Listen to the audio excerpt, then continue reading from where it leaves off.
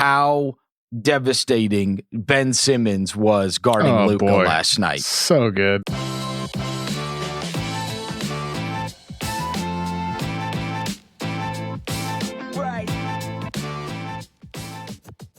But really quick, before I begin, smash the like button for the YouTube algorithm. It seriously makes a huge difference in my videos. That way, YouTube knows to recommend this video to a brand new audience who can also smash the like button. So thank you so much for doing that, and let's begin. Rarely do you see the celebration of defense, but I could not help but notice that there were a lot of people mentioning how devastating Ben Simmons was guarding Luka last night. So good. When is the last time that you saw somebody get celebrated for the defense that they played? But spotlight's on. You see everybody's watching Luka Doncic. And we, especially after this weekend where we just saw that crazy stuff happen at the end of their game where he hits those 2 step backs in a row to win the game. But against Boston. Now, you fast forward, Luka's been on this tear, and here's the moment where he's going up, and we'll see, what do the Sixers do against Luka?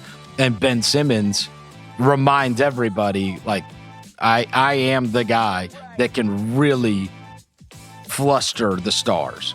So here's the stats. Simmons versus Luka via Derek Godner, according to Sixers fans from The Athletic. Godner tweeted this last night.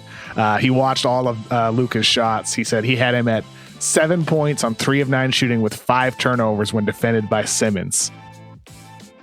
12 points on 3 of 4 shooting when guarded by anyone else in the Sixers.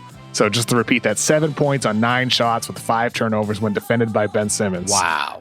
Dominant stuff with Ben. And like, forget about the numbers, like watching the game, you could see how much Ben Simmons was making things difficult for Luka.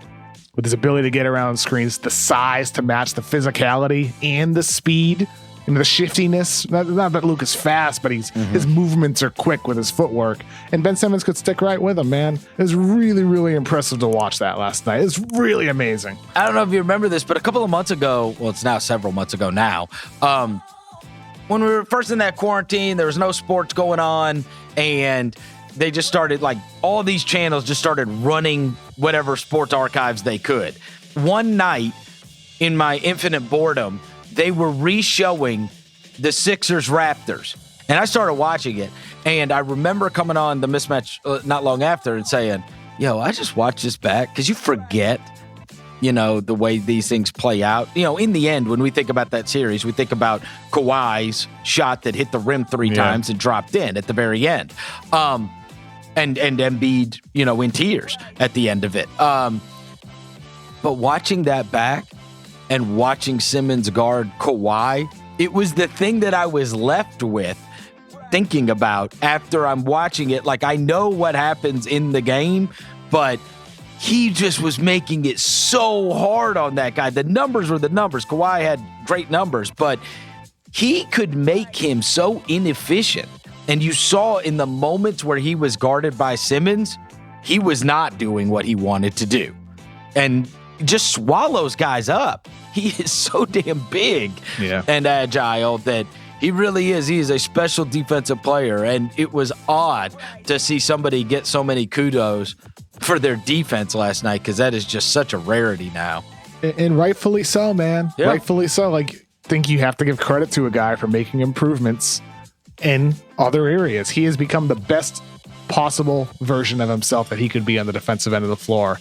That's a testament to the work he puts into the focus, to the fact that, like, he is going out there with the determination and the mindset to be a lockdown guy and doing that every night.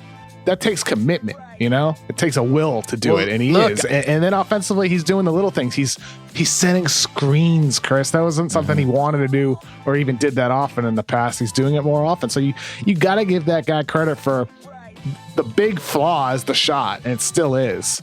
But he's done everything he possibly can to overcome that by maximizing his talents in every other category. Every other category, he's very, very good or great or even elite. Well, and I said this a couple of weeks ago. I mean, I think that's the team that's going to be in the finals. I do, from the Eastern Conference, and part of that is because with this guy, let's assume they're healthy.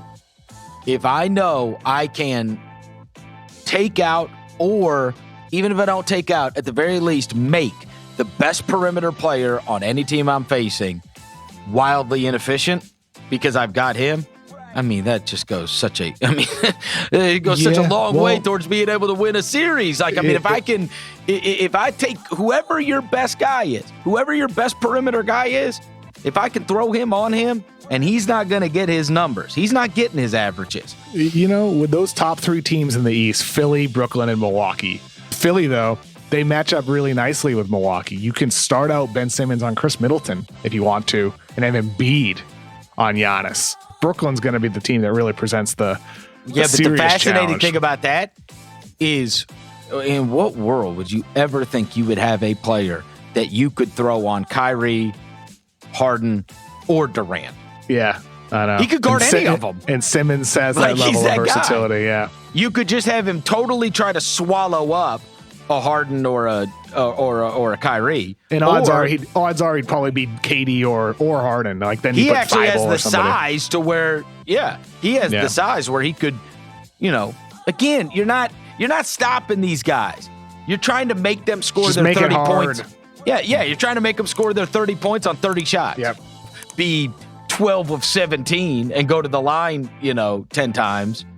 Now all of a sudden that's a different world, but he's a special defender. There's no way around that.